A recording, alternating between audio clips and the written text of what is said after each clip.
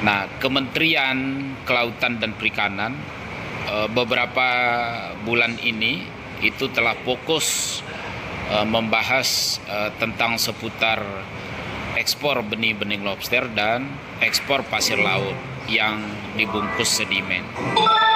Nah, itu hal yang sangat penting kita ketahui sebagai bagian dari menumbuhkan kesadaran kita tentang potensi maritim, potensi kelautan dan perikanan.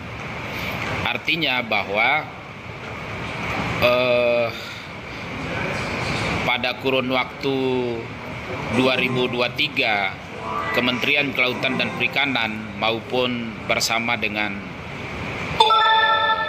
Presiden, kemudian Menteri Luar Negeri itu melakukan kerjasama dengan pemerintah Vietnam atau negara Vietnam.